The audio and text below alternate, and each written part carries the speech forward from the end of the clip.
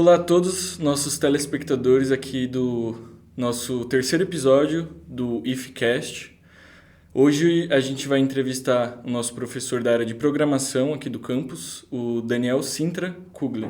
Boa tarde, professor. Boa tarde. E começando, a gente vai presentear o professor com uma caneca do nosso podcast. Pô, que legal, cara. Agora eu descobri o que tem dentro da caixinha aqui. Pode abrir no ar? Quero mostrar Pode. aqui na câmera. Personalizada, hein? Pô, bacana, hein? Que câmera que eu mostro. Para tomar aquele café. Pô, brigadão, cara. Brigadão. Toda a equipe, agradecimento. Pô, legal demais. Valeu.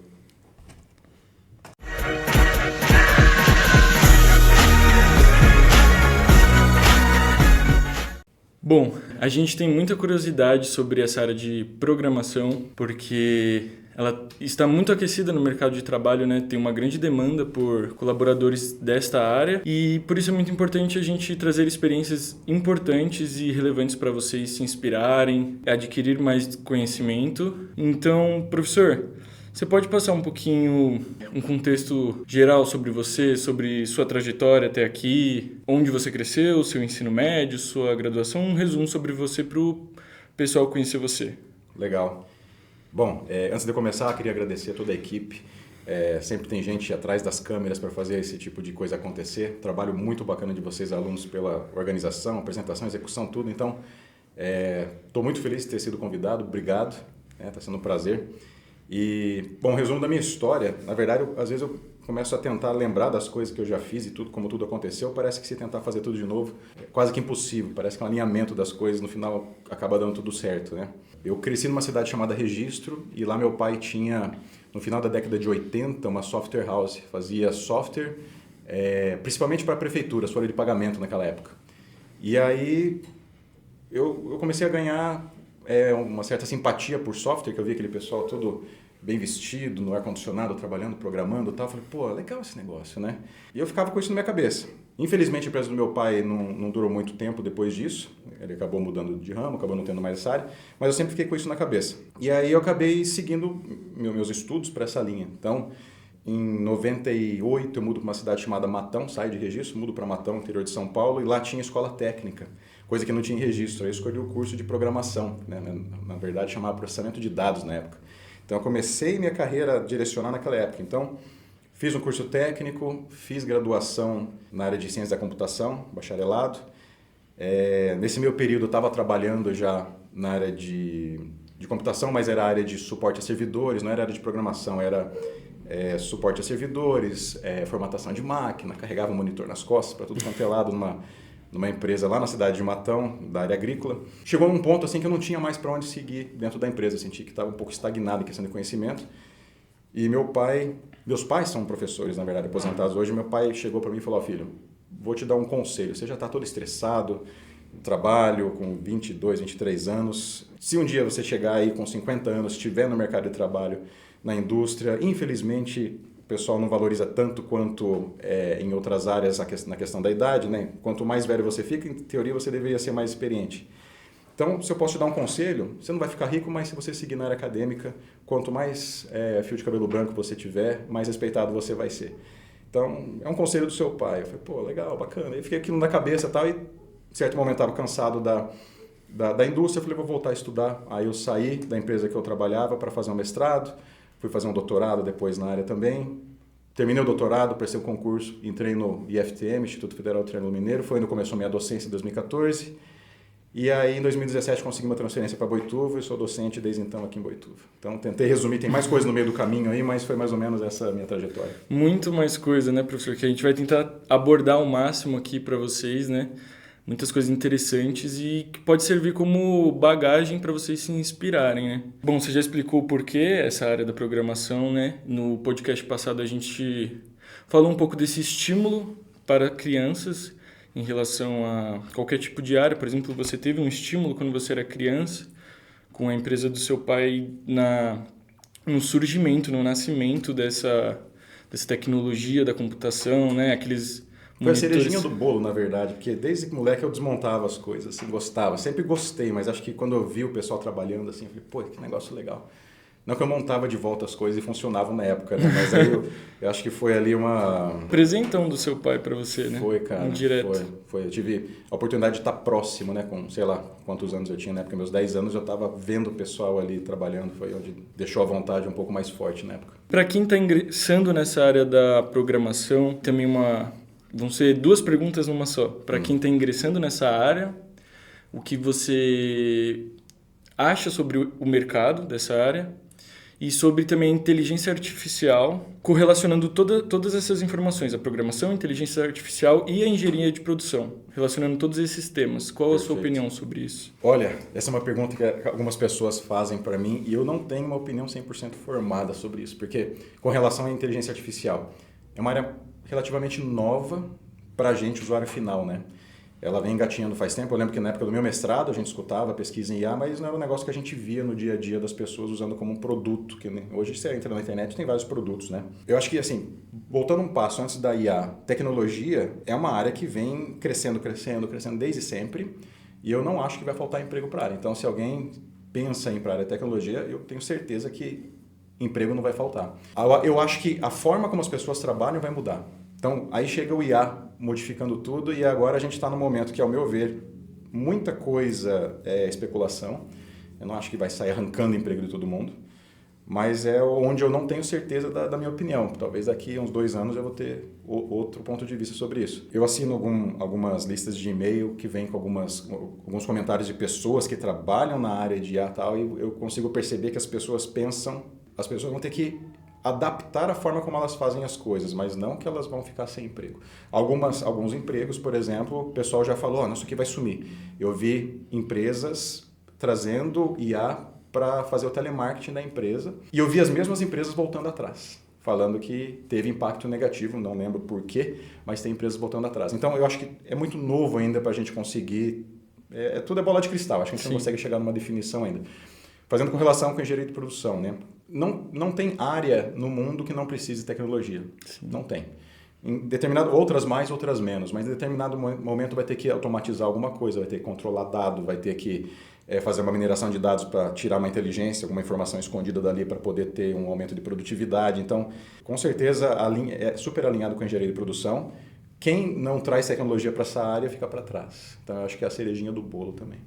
Você diz, por exemplo, internet das coisas, né? A IoT, num processo dentro da empresa, a IA poderia ser introduzida para trazer uma melhora, uma funcionalização. Sem dúvida. Eu estava conversando tempo atrás sobre um projeto, uma demanda de uma empresa de Boituva que apareceu uns 4 anos atrás, que eu não lembro em detalhes, mas a empresa precisava saber quando um produto estava passando na esteira com um certo defeito. E isso com um sensorzinho muito simples a gente conseguiria detectar. E, em teoria, para quem conhece a parte de automação, IoT, dá para resolver de maneira barata e que gera um impacto positivo, uma economia em escala de milhões para uma empresa dessa. Então, o conhecimento que o próprio Instituto traz e a parte de soluções que muitas vezes são baratas, pode trazer uma baita do impacto. Porque quando a gente fala de empresa pequena, às vezes o impacto é pequeno, mas você pega uma empresa grande, um IoT, como você comentou, a gente pode trazer a economia nas cifras de 7 casas. Né? Então, tem um impacto, tem um potencial muito grande. Às vezes chega até um produto mais barato para o consumidor final, né? Sem dúvida. E aí aumenta a competitividade. Sim. Né? Da empresa que hoje, por exemplo, não tinha um nicho de mercado, fala, vamos mudar alguma coisa assim, consigo entrar no mercado agora. Tecnologia tem que estar em todo lugar, não tem jeito. Esquenta muito a economia, né? Demais. Para você analisar sistemas também, né? A tecnologia, a introdução da tecnologia, ela é utilizada também como um caráter de implementação e análise também, em muitos cenários. Puxando outro assunto agora, professor, obrigado pela sua opinião, muito, muito bacana. Bom, a gente analisou seu currículo, né, e seu currículo de vida também, vê assim, grandes realizações em 2 grandes áreas que graduandos pensam em seguir, acadêmica e mercado de trabalho. E você pode compartilhar um pouquinho para a gente, mais especificamente, sobre o seu caminho acadêmico até aqui?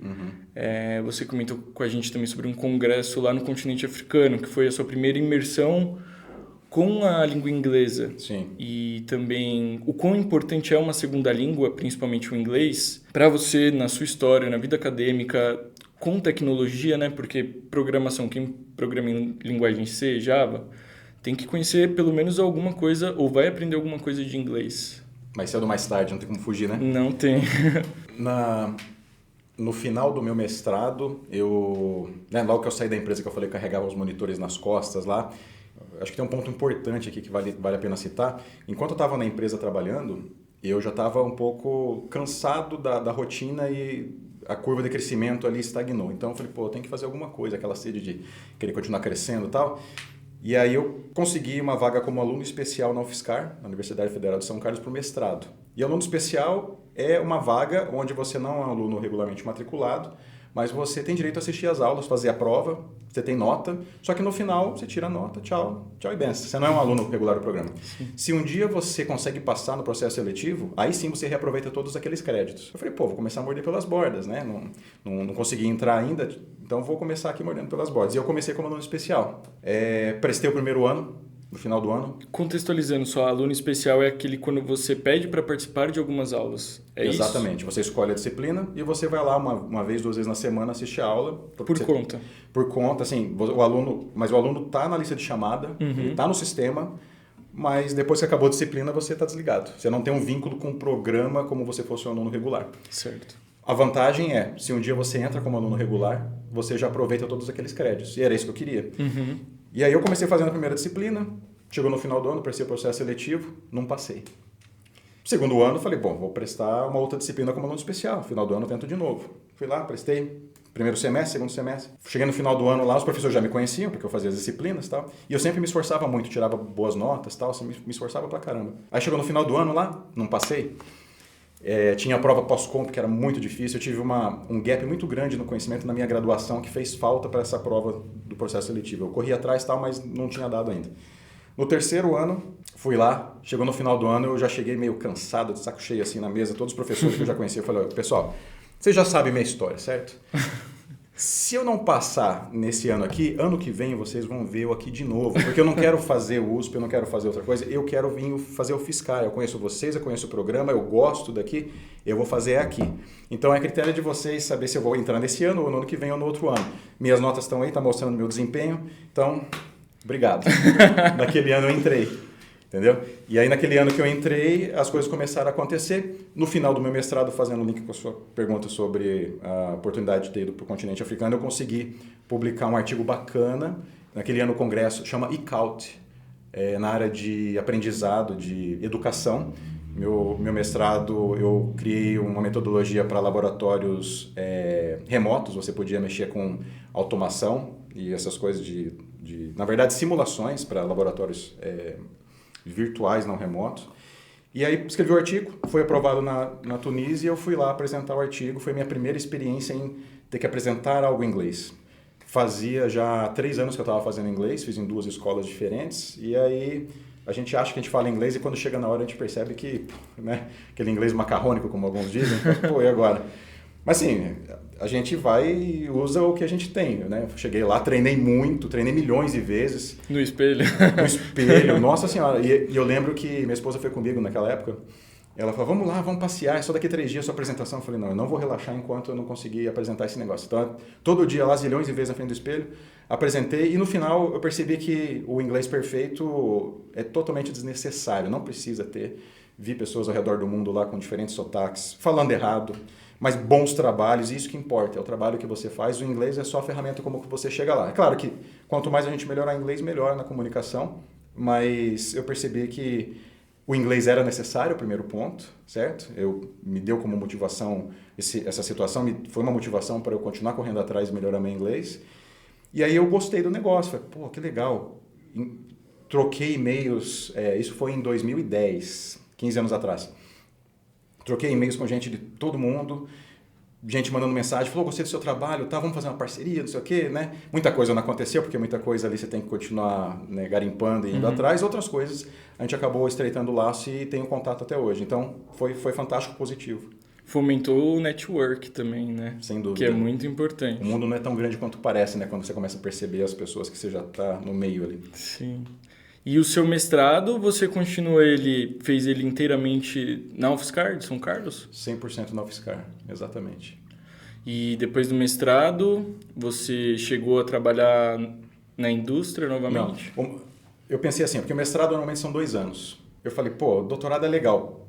O lado ruim do doutorado, que são 4 anos em média. E aí você passa 4 anos, se você for fazer um doutorado se dedicando para valer sem trabalhar, são 4 anos vivendo de bolsa de estudo. Bolsa de estudo você sobrevive, você não vive. Então eu falei, pô, se eu for fazer um doutorado é para ir para o exterior, ter uma experiência morando fora.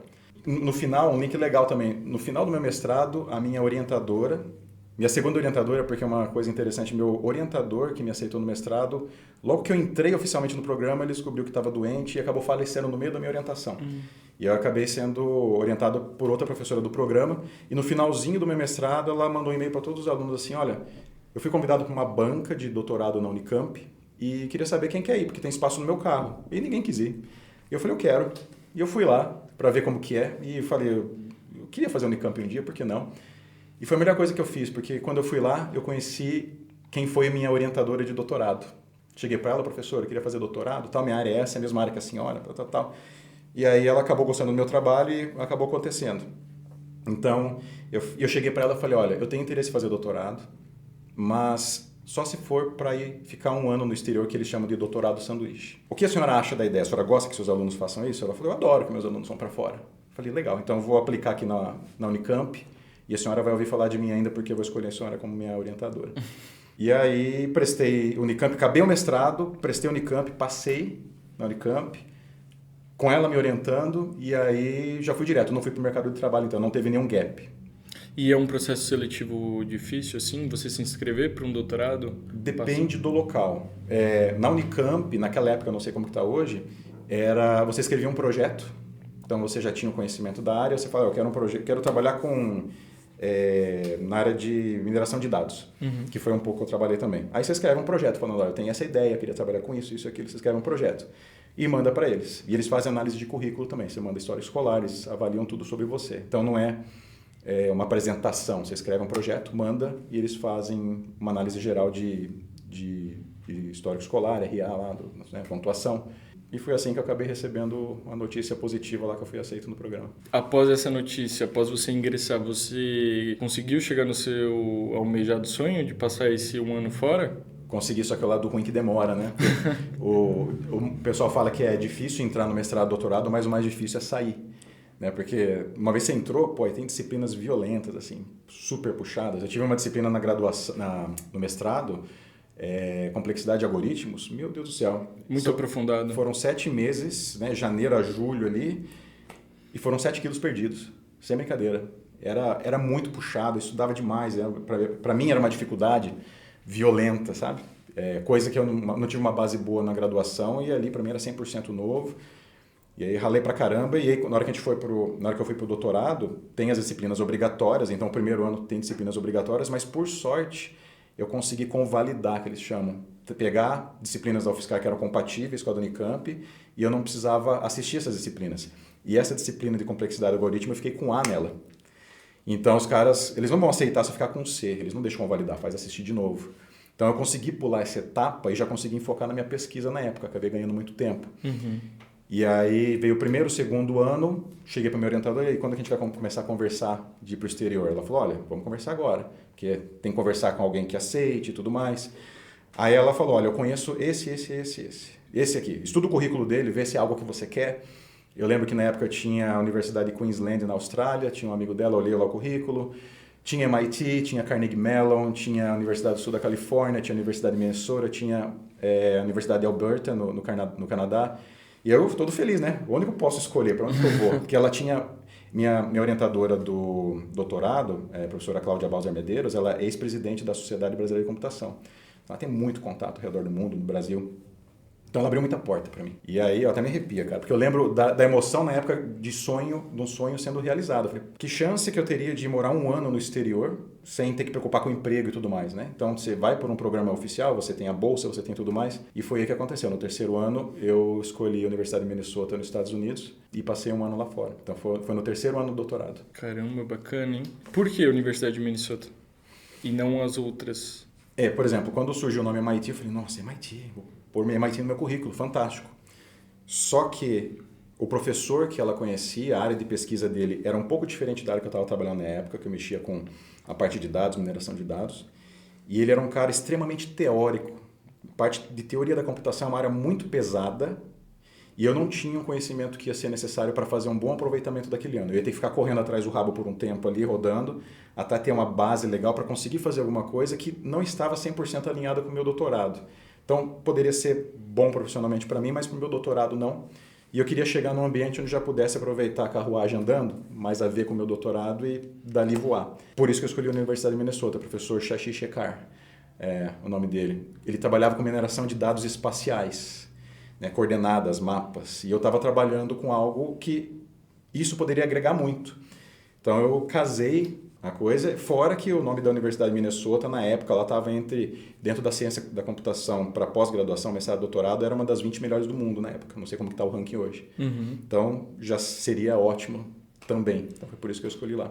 Bacana, deve ter sido uma experiência muito legal que agregou muito experiências novas para você, para o seu inglês, né? Sem dúvida. Fazer um doutorado também em outra língua não deve ser uma coisa muito fácil. Com um orientador indiano, com sotaque que eu no começo não entendia nada. Cara, sotaque... Comunicação era difícil. Sotaque indiano é difícil de entender de inglês, cara. Hoje eu entendo mais porque eu trabalhei com indiano, fiquei um ano lá com o professor Shashi. Mas no começo eu voltava para casa exausto, era o dia inteiro fazendo força para entender o que as pessoas falavam. É engraçado, parece que eu fiquei o dia inteiro carpindo no terreno, eu voltava fisicamente exausto, mentalmente e fisicamente, esgotava. Gastava muito neurônio. Cara, gastava. E foi sua única experiência morando fora do Brasil ou não? No mestrado, doutorado, sim. Isso foi, eu fui para lá em 2012, voltei em 2013. Aí eu voltei em 2013, fui terminar o meu doutorado, o último ano no Brasil. Enquanto eu estava lá nos Estados Unidos, minha esposa engravidou, no finalzinho. E aí eu voltei para o Brasil, setembro de 2013, e minha filha nasceu em dezembro. Aí eu cheguei para minha orientadora de doutorado aqui no Brasil, já na hora que eu voltei, falei, professora Cláudia, surgiu um concurso para o IFTM, e normalmente a gente não passa de primeira no concurso. Eu pretendo acabar o doutorado em julho do ano que vem, faltam 6 meses. A senhora me autoriza a prestar? Vai que eu passo, né? Porque assim, ela já desde o começo já falava, eu não quero aluno meu trabalhando para se dedicar, tal. E eu fui lá pedir a benção dela, ela falou, vai lá, presta lá. E eu passei de primeira. De primeira? De primeira, não esperava passar. E aí eu cheguei para ela, professora, eu vou ter que assumir lá, cara, eu vou ter que ir embora. Como que eu vou recusar? Não dá para falar não, né? Sempre que, né? Foi onde eu comecei na área da educação. E foi minha experiência. Então, até esse momento foi minha experiência de morar fora, até 2013, né, no retorno. Aí eu fui morar fora de novo em 2020, que foi no meio da pandemia, onde, não sei se você quer fazer algum link antes, fazer algum comentário, mas posso começar a contar a história aqui ou não? Quem manda aqui é você, professor. Passei em 2014 lá no IFTM. Foi legal lá, só para fazer um contexto, foi legal lá porque lá eu tive a oportunidade de ser coordenador de curso, do curso de análise e desenvolvimento de sistemas por 2 anos. Lá eu fui convidado tinha o papel de diretor substituto, fui diretor substituto por 1 ano. Eu fui diretor interino por 3 meses e meio lá, então eu me aproximei muito da parte da administração. Então foi uma experiência muito bacana, além da docência. E grandes responsabilidades também, né, professor? Grandes responsabilidades e coisas que acontecem assim nos bastidores, né? Quando a gente vê uma escola no serviço público, que nem aqui o IFSP, a gente não imagina quantas coisas por trás, licitações, contratos, e zilhões de coisas, manutenção de campos, zilhões de coisas, verbas às vezes cada vez menores, tem que reinventar as coisas para fazer a máquina continuar funcionando, né? E aí lá foi muito legal. Mas nossa família é do interior de São Paulo, então a gente quis fazer uma redistribuição e voltar para o interior de São Paulo. Sua e da sua esposa? Principalmente da minha esposa. Eu sou um cara mais tranquilão, tá bom aqui, Minas, né? Região bonita. Comida boa. Comida fantástica, comida barata e boa. Custo de vida mais barato também lá do que aqui em São Paulo. Mas ela queria voltar mais perto da família aqui. E, assim, eu queria também, mas para mim estava bom lá. Mas a gente foi tentando uma redistribuição, né? Ou outra, uma remoção para Uberaba, que era mais perto. Que eu estava em Patrocínio, em Minas Gerais. E aí, numa dessas, a gente acabou conhecendo uma pessoa que era aqui do Campus Boituva, da mesma área que eu, e nasceu em Patrocínio. Aí deu certo, uma redistribuição certinho. Acabei vindo parar aqui em Boituva por conta disso em 2017, 3 anos depois lá de Patrocínio. E aí, comecei minha vida aqui no interior de São Paulo, trabalhando aqui, docência, projetos, muitas coisas legais acontecendo, convites legais acontecendo. E aí, em 2019, eu estava um pouco cansado de algumas coisas do Brasil. Estava voltando de Matão, a cidade que eu morava, depois de um feriado, assim. E a gente falou, Brasil... Sabe quando você meio que cansa, você vê a educação, você vê o desenvolvimento geral do país, você vê inflação e várias coisas, assim, fala, vamos pegar um tempo, um sabático e ir para fora? Esfriar um pouco a cabeça. Mudar um pouco os ares, né? E na verdade tinha um outro porém também que eu estava me incomodando. Eu como professor de programação, eu nunca trabalhei na área de programação. Minha experiência de programação era dentro da academia. Eu desenvolvi vários projetos de programação durante o mestrado, durante o doutorado, orientando alunos, mas eu não tive a experiência da indústria. De falar, eu trabalho na empresa tal, com X pessoas no time. Aquela pressão de... A pressão da indústria. Cumprimento de meta. Eu não tinha. E aí, tinha alunos meus que, às vezes, 6 anos fazendo um estágio numa empresa X aqui em Sorocaba, pertinho da gente, voltava com uma bagagem violenta já. E dava para ver uma curva de crescimento fantástica. E eu me sentia como um padre dando conselho de casamento. O padre nunca foi casado, ele dá um conselho de casamento porque ele é um cara teórico, sim, né? Sim. E eu senti essa falta de experiência de mercado para o meu currículo e satisfação pessoal também. Então juntou essa parte que eu estava meio cansado de algumas coisas do Brasil e tal. Minha esposa desde sempre quis morar fora de novo, porque ela antes da gente se conhecer, ela já tinha morado 1 ano e meio nos Estados Unidos. Então ela adora, ela é professora de inglês também, então ela adora essa ideia de morar fora. O dia que eu falei para ela, ela falou, não brinca com essas coisas que eu vou acreditar, hein? Falei, não, tá fechado, isso em setembro de 2019. Em julho de 2020 a gente já estava na Inglaterra. Conversei com o pessoal do campus que eu tinha essa ideia e tal, articulei com todo mundo, cheguei na minha chefia imediata. Falei, tô pensando em tirar uma licença não remunerada para tratar de interesses particulares. Vai ter direito a um substituto aqui, não vou impactar a equipe. Você concorda? Concordo. Fui acima na outra chefia, tudo bem para você? Tudo bem. Cheguei na direção geral, tudo bem, não vai dar problema para ninguém? Tá bom, então eu vou começar agora a consultar a parte legal, porque eu tenho um contrato de dedicação exclusiva aqui, né, como professor. Não posso trabalhar enquanto eu estou dando aula aqui. Então eu queria saber se afastado ter algum conflito de interesse, algum problema. Aí consultei na reitoria, na coordenação de normas e legislação, se teria problema, não tem problema e tal. Falei, então tá bom, agora eu vou tentar arranjar um emprego lá fora, que eu não posso ir para fora e ficar vivendo lá, né, pagando conta de jeito. E aí eu comecei... Só um adendo, professor, desculpa.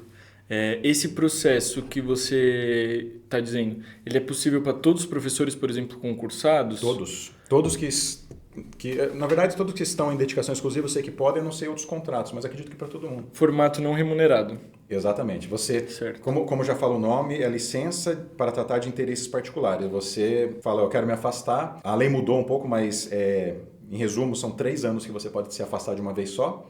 Você não recebe salário nenhum e você fica afastado, mas a sua vaga está ali ainda. Nesse período, o Instituto tem direito de contratar um substituto que vai ficar no seu lugar. O dia que você volta, a pessoa que é substituta sai e você volta, a sua vaga está lá te esperando. Bacana, bem bacana. Foi isso que aconteceu. E é um caminho muito bacana, porque eu sabia que minha vaga estava aqui me esperando. Uhum. Então, minha ideia sempre foi voltar para o Brasil. Era adquirir uma experiência lá fora. Minhas filhas, tenho 2 filhas, elas aprenderem a falar inglês na fonte, ali, no dia a dia. E aí eu queria ir para um país que... Eu tentei primeiro o Canadá, só que eu tenho cidadania italiana também. Isso ajudou bastante também, porque na Europa você pode ir lá sem visto nenhum, já tem direito de trabalhar, não tem que ir atrás de papelada e nada. Não precisa esperar visto de trabalho, Nada. emitir... Eu chego lá, amanhã de emprego, já estou trabalhando, né? E eu tentei o Canadá, só que o Canadá tem uma... Não vou lembrar agora os termos, mas tem uma pontuação. Então você fala, tem X anos, você tem doutorado, você vai acumulando ponto. E depois dos 35 anos já começa a perder ponto. E eu estava com, acho que 38 na época, já tinha uns pontos que eu estava perdendo, a pontuação que eu tinha não dava para entrar no Canadá. Falei, não vai poder ser Canadá. Aí a gente queria ver outros países de língua inglesa, né? Teria Austrália, mas questão do fuso é um pouco complicado, 12 horas ali, sei lá, 11. A gente falava, vamos ficar um pouco mais perto. Tinha Inglaterra, Reino Unido ali. Vamos tentar Reino Unido. Foi onde eu tentei, comecei a aplicar para umas vagas. Remotamente. Tudo remotamente. Ninguém me chamava.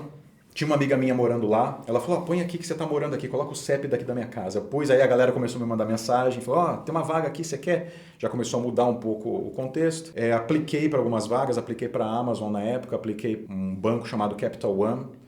Prestei o processo seletivo, não passei nenhum dos 2. Para mim era tudo muito novo, eu não conhecia como era o processo seletivo, o que eles iam perguntar, o que não ia, eu não sabia muito os modelos. E aí eu percebi uma certa similaridade entre os dois, comecei a me preparar mais para o que eles perguntam, porque é igual vestibular. Às vezes você pode saber tudo, mas se você não se prepara para a prova para fazer dentro daquele tempo, você não passa. Sim. Então é pegar o jeito da coisa. E aí eu prestei para a Ovo Energy, que é a segunda maior empresa de energia do Reino Unido, e passei.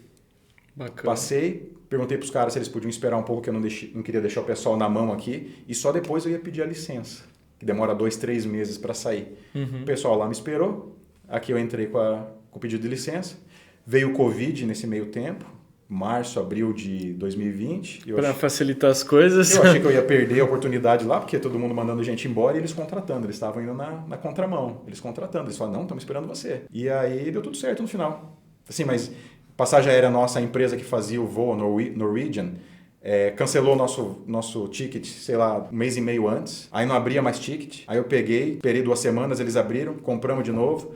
Aí faltando umas 3 semanas, cancelaram. Aí eu falei, agora? Voos sendo cancelados por causa do Covid. Aí eu consegui uma com a Latam, 15 dias antes. Não cancelaram, eu consegui para o Reino Unido e chegava lá... 15 dias antes de assumir o cargo? Nossa. E antes de chegar lá, e lá estava em lockdown. E aí já tinha que chegar, ficar trancado.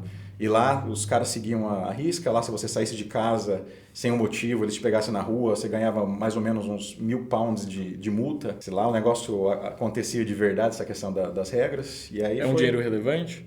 Pô, é relevante. A compra do mês era 250 pounds para uma família de 4 naquela época. Então são 4 meses de mercado, pra ter uma noção, sabe? É dinheiro pra caramba. É bastante dinheiro. Aí começou a acontecer lá. Então foi assim que eu acabei chegando lá, pedi a licença aqui e aí deu tudo certo no final. Como foi esse processo de trabalhar, morar fora do Brasil e não só morar fora do Brasil, morar com uma família de 4 pessoas, 2 crianças pequenas, num clima totalmente diferente, numa cultura totalmente diferente? Como que foi o impacto em você com a responsabilidade do trabalho na sua esposa, o impacto nas crianças? Você se acostumou a viver lá depois de quanto tempo? Se torna ou não se torna uma vida comum ou normal? Esse ponto é interessante, né? Quando várias pessoas chegavam para mim, quando a gente veio para o Brasil visitar, assim, os amigos e tal, falavam, você mora na Europa, nossa, que chique. É engraçado porque não importa onde você vai morar no mundo, os primeiros 2, 3 meses pode ter aquela sensação de novidade, depois é a vida que segue, é a vida normal. Você fica doente, você tem que ir no médico, você tem conta para pagar, imposto para pagar, seu carro quebra, criança fica doente, você tem que descobrir como que você acha um médico e tal. Então é uma vida normal como qualquer outra, só que numa localização diferente do globo. O começo foi muito difícil, porque assim, eu sinto que no Brasil as regras foram muito mais flexíveis no Covid. Lá a gente morou pela primeira vez num apartamento fechado, então não tinha contato nenhum. Então o isolamento social foi difícil pra gente. A gente tinha preocupação das nossas crianças, porque minha filha mais nova tinha 2 anos, a mais velha tinha 6. E aí a gente tirou elas do ambiente delas aqui no Brasil, onde ela tinha os amiguinhos, tinha os brinquedos, para chegar lá com meia dúzia de brinquedo que coube na mala e começar a vida do zero. A gente levou aí 6 malas e a gente começou uma vida do zero, 6 malas. Chegamos num apartamento com fogão e geladeira só, não tinha nada. Elas não entendem, né, criança? Né? Elas não estavam sabendo muito o que estava acontecendo na época. Na minha mais velha até entendia, ela entendia. Mas nossa preocupação era com o emocional delas, uma língua nova, as aulas começaram em modo remoto, né? E vai eu comprar um segundo laptop para minha filha poder assistir aula, e aí tudo no lockdown, padrão de tomada diferente, aí você quer usar alguma coisa do Brasil, você tem que dar adaptador, coisas que, né? Pequenos detalhes às vezes que se tornam desafios. O começo foi muito difícil, financeiramente também, porque eu sabia o quanto que eu precisava de dinheiro para eu sobreviver. Minha primeira oferta de primeiro emprego na Ovo não foi maravilhosa, mas foi acima do que eu tinha pensado. Uhum. Só que chega na realidade, assim, algumas coisas são um pouco diferentes, né? Tava lá com lockdown, o preço do combustível, do gás e eletricidade aumentou um pouco por conta da crise e... Usa muito aquecedor, né? Usa demais no inverno lá, você não tem como não usar, né? Então, parece que não, mas 120 libras no final do mês para você pagar de eletricidade e gás é um dinheiro. Você compra do mês a 250, gera um impacto.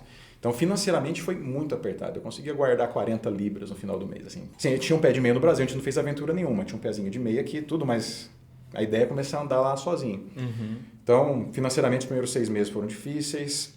O meu emprego foi muito difícil, porque era meu primeiro emprego na área de programação no mercado. E fora. E fora, exatamente. O sotaque britânico, que a gente aprende aqui no Brasil, é o sotaque americano normalmente, né? E aí eu cheguei lá desesperado, assim, nas reuniões que a gente fazia todo dia de manhã, no stand-up, que a gente chamava, 9h30 da manhã, ligava lá a câmera, às vezes os caras perguntavam um negócio para mim e eu tava aqui assim. Aí eles me chamavam de Dan, não Daniel, né? Então, o Dan no inglês é outra coisa também, né? Só na pronúncia. Eles podem falar assim, I was there, Dan, blá, blá, blá. O Dan aqui é outra coisa.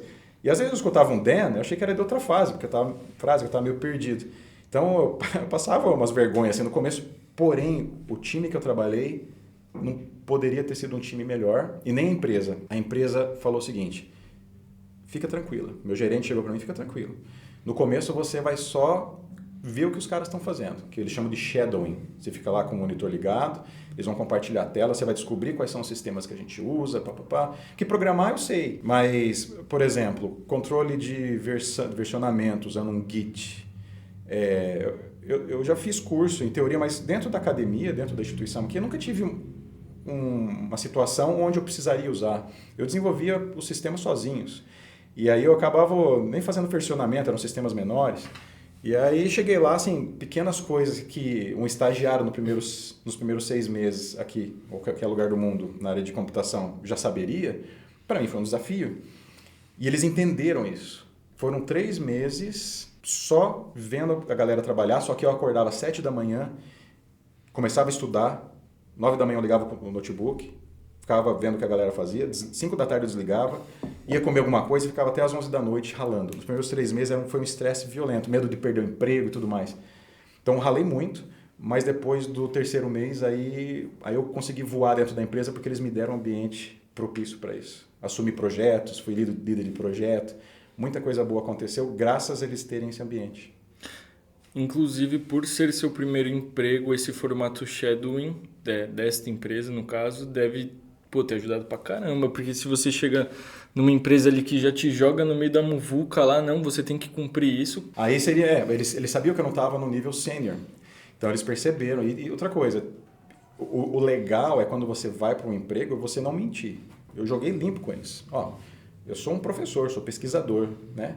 Eu tenho um gap aí na minha área de experiência, na parte de experiência, disso, daquilo. É isso que vocês querem? Deixei bem claro. Se é isso que vocês querem, vou falar para vocês estão contratando o cara certo.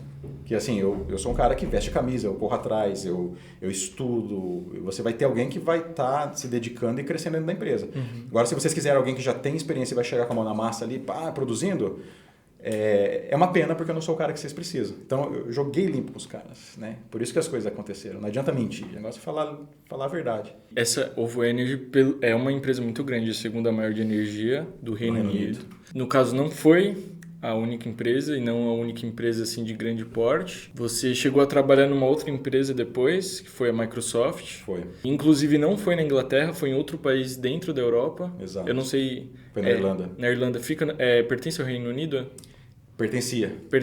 Não pertence mais. Na verdade, a República que tem a Irlanda do Norte é a República da Irlanda que é no Sul. Então, a República da Irlanda foi o pedacinho ali do Reino Unido que acabou ficando de fora. Mas perto. É perto. 1 horinha de voo. Mesmo clima. Mesma porcaria de clima, né? Só chove e fica cinza o céu. Como é que foi ingressar na Microsoft? O processo seletivo também, se quiser mencionar sobre o processo seletivo da Ovo também, porque eu acho que, assim, eu, por exemplo, possivelmente as pessoas que estão assistindo, a dúvida é como é o processo seletivo dessas grandes empresas, como é depois que você entra, elas cumprem o que elas prometem. Por exemplo, eu já vi aquele filme Estagiários, que eles vão trabalhar no Google, aí eles sentam na cabine para dormir, tem a mesa de ping-pong, tem um restaurante que você pode pegar o que você quiser de comidas naturais, frutas. Sim. Processo seletivo, né, onde tudo começou, na Ovo. Foram 4 ou 5 etapas. Durou aí 1 mês o processo seletivo. E normalmente é muito parecido. As grandes empresas, pelo que eu percebi, é muito parecido o processo. Começa com alguém do RH que gostou do seu currículo ou você aplicou para a vaga. É um cara que entende um pouco da área e vai perguntar mais ou menos o que eu falei aqui. Seu histórico, qual linguagem que você conhece, qual a sua experiência, por que você está aplicando aqui e não aplicando lá. Você está no Brasil, por que você está aplicando aqui, o que está acontecendo? Então eu peguei e conversei com um recrutador lá. Aí ele gostou de mim, Daniel também é o nome dele. E aí ele falou, você tem o perfil que a gente quer, você quer participar? Quero. Então tá bom, vou mandar um link para você vê na agenda aqui que data você quer e vamos marcar um dia. E aí, se eu não me engano, a primeira foi um teste online. Eles dão um problema para você, na sua casa mesmo, você faz um teste lá e manda. E aí, se você for bem no teste, você vai para a próxima etapa, que é a entrevista com engenheiros de software mesmo.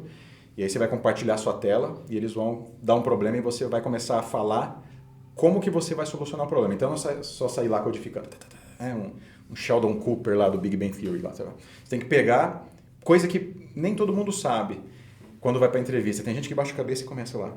O importante é você falar em voz alta o que você está pensando e talvez até dialogar com o recrutador, falando, pô, eu tô indo por esse caminho, você vê algum problema nisso? Posso conseguir? Eles não influenciam o seu caminho, né?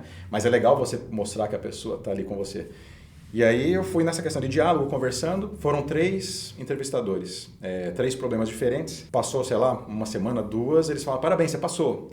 E aí veio a última etapa, se não me engano, que você conversa com um gerentão de dentro da empresa, onde ele vai perguntar mais se você fez voluntariado na sua vida, bater um papo com você para sentir seu perfil, para ver se você é um cara que é mais de trabalhar sozinho, ou se você é bom trabalhar em grupo e tal. Passou mais uma semana, tal, parabéns, você passou, tem aqui uma job offer, né, que eles falam.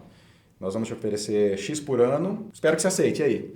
Aí eu aceitei. Na hora que o cara falou comigo, assim, eu tava no telefone, eu tava aqui, perto do shopping antigo, onde era o cinema antigamente lá. Aqui em Boituva? Aqui em Boituva. Tocou chegou uma mensagem pra mim e falou, Daniel, queria falar sobre o resultado, você pode falar agora? Eu encostei o carro, falei, posso? Aí ele me ligou.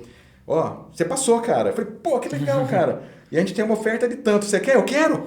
Quero. Sabe? Então eu queria uma oportunidade para estar lá fora. E era mais do que eu tinha feito minhas contas para conseguir sobreviver. Falei, pô, fechou. Eu vi, a empresa era muito bem falada. É uma empresa que tem uma vibe jovem para frente, todo mundo querendo mudar o mundo, aquela história que é tudo de energia renovável, verde. Então eu falei, pô, é um ambiente que eu vou gostar de trabalhar. Então começou aí. Fui para lá trabalhar, contei a história que os primeiros 3 meses foram difíceis e tal. Lá pelo 6º mês eu comecei a receber mensagem de outras ofertas. Na verdade, já no começo de outras ofertas, mas de empresas maiores, né? HP, via e-mail, via LinkedIn? Via LinkedIn. Parecia lá, sempre o pessoal do RH, né? Você tem um perfil, aquela mensagem automática, né? Mas você tem um perfil que você daria certo para essa vaga, você quer participar? Então, foram várias empresas, entre elas das maiores, HP, que eu lembro, assim, né? HP, Google, Facebook, Microsoft. E eu estava tão feliz na Ovo, tão feliz que, assim, eu estava ali pelo conhecimento, desde o começo. Eu quero conhecimento, estou num ambiente que eu estou feliz, está dando para me manter financeiramente, eu não tenho vaidade de um nome por trás, né? Até porque o Ovo não é um nome lindo, né? Mas é legal, até o nome, o ovo vem de onde nascem as coisas, então eles vieram com essa ideia, é bem legal. E aí eu comecei a recusar, começou a surgir e tal, veio a Microsoft, né, também, falei, não tem interesse no momento, mas eu nunca fecho porta. Uhum. Falei, nesse momento para mim não tem interesse, mas vamos manter contato e tal. Aí, quanto tempo você acha, o pessoal perguntar, quanto tempo você acha que eu posso mandar mensagem de novo para você? Eu falei, eu estou num projeto bacana, estou liderando aqui. E realmente, dentro da Ovo, a gente estava num time de 3 pessoas quando eu entrei. E a gente tinha uma cultura muito legal. A gente parava 3h30 todo dia, a gente tinha o tea break. E era na época de lockdown, não podia se ver pessoalmente, a gente fazia uma paradinha para tomar um café, todo mundo na frente da câmera, né? Um café inglês ali e tal. E o chefe sabia, o chefe entrava com a gente também. Então, a gente jogava, às vezes, joguinho online junto, lá meio horinha. Um ritual de vocês. Era um ritual, qualidade de vida fantástica, sabe? Só que eu via que a gente criou aquilo dentro do time. E 2 anos depois, a gente estava com 21 pessoas no time. A gente conseguiu um projeto violento que ia economizar 7 milhões de libras, 7 milhões de pounds em 4 anos dentro da empresa. Então a empresa apostou muito no nosso time, começou a crescer e nisso eu comecei a liderar um subprojeto. Então eu chegava para a Microsoft, eu não queria sair. Estou feliz, não vou sair. Realizado. Estou realizado. Não é só dinheiro, eu percebi, na verdade desde sempre eu sabia, né? Não é só o dinheiro. Você pode estar no lugar que você está ganhando bem e eu vou chegar nesse ponto depois, mas você não está feliz. E às vezes eu estava ganhando não tão bem quanto eu poderia dentro da Ovo, mas eu era um cara realizado, feliz e eu era grato pela oportunidade que a Ovo me deu. E aí eu comecei a falar não. Então a Microsoft veio, eu falei não, volta daqui 6 meses, ok? Chegou perto do 2º ano, e aí, vai ou não vai agora, Daniel? Eu falei, né? Não é sempre que eu gosto de usar essa expressão, cavalo arriado, passa cavalo arriado na porta. O cavalo da sorte, você disse? Não, porque o cavalo arriado é o cavalo com a sela já prontinho para você montar. Então, às vezes passa um cavalo mais arriado na porta ali, não é sempre. A oportunidade está ali. Ou você pega ele agora, pode ser que nunca mais volte. Sim. Né? Falei, o não eu já tenho, eu vou prestar esse negócio. E aí nem deu tempo de estudar muito, porque esses processos seletivos exploram muito a parte de estrutura de dados, você tem que entender um pouco de tabela hash table e outras coisas lá que a gente sabe que é meio receitinho de bolo que cai. Senão, se você não... Aquela disciplina que eu perdi 7 quilos em 7 meses que eu comentei, complexidade do algoritmo, é exatamente sobre isso. Eles te dão um problema, você propõe uma solução e aí aquela solução sua pode ser uma solução que vai resolver o problema em 10 segundos ou em 10 dias. O cara que resolve em 10 dias não é o cara que uma Microsoft, uma HP, uma Google quer, que é o que resolve em 10 segundos. E aí, para você dar uma boa solução, você tem que conhecer muito essa parte de estrutura de dados. Você não pode fazer... inclusive, você tem que, no final, falar, olha, a minha solução aqui, a análise sintótica dela aqui é um O quadrado, é exponencial a solução, é péssima. Então, você tem que saber falar a língua dos caras. E não deu tempo muito de preparar e eu fui sem pretensão nenhuma. Fui lá e falei, marcaram... Pedi pro cara um mês para estudar. Ele me mandou um link que expirava em uma semana. Eu falei, mas eu pedi um mês, eu não tenho, tá corrido aqui, não vou conseguir estudar. Ele falou, cara, vai aí. Aí eu fui lá, fiz o teste online, o primeiro, passei. Aí, beleza. Aí fui pro segundo. E sempre que eu recebo, o segundo já era entrevista compartilhando a tela com 3 engenheiros de softwares em momentos distintos. Então era... Da própria empresa. Da própria Microsoft. Então, eram 45 minutos com cada um. 45 minutos, 15 de intervalo, 45 minutos, mais um break, 45 minutos, e cada um dá um problema diferente. Você abre a tela lá, começa a fazer, começa a falar o que você está pensando, fala da complexidade do algoritmo e tudo mais. Eu dei uma estudada nos entrevistadores, né? Eu chego para, que legal, um era da Rússia, uma era brasileira, morava numa cidade do lado de onde eu morava, lá em Matão. Inclusive ela falou assim, quer que eu entreviste você em português? Eu falei, olha, me entrevista em inglês, porque eu tô aqui para aprender inglês. Então às vezes conta um ponto e tal, né? E que mostra, que queira que não, as ações das pessoas mostram se você é uma pessoa acomodada ou se você está buscando desafio. Sim, né? Então às vezes tudo conta. Aí fui para lá, fiz a entrevista, aí passou umas 3 semanas, assim, nada de resposta tal. Aí eu mandei uma mensagem para essa brasileira, falei, você sabe, eu quero saber se é um sim ou não, pelo menos. Deixa eu ver o que aconteceu aqui. Não, o pessoal tá meio enrolado, tal. Aí chegou, deu mais um tempo lá, você passou. E aí quando você passa dessa etapa, eu fui na internet lá, dar uma googada, ou fui dar uma bingada de Bing, né? Porque como eu trabalhei na Microsoft, tem que falar que usa o Bing, o pessoal fala, não pode falar que usa o Não tinha Google. ChatGPT, né? Não tinha. E aí eu falei, como que funciona o processo seletivo para valer, né? Porque muitas coisas que a recrutadora falou para mim no começo, tinha coisas às vezes que eu não entendia.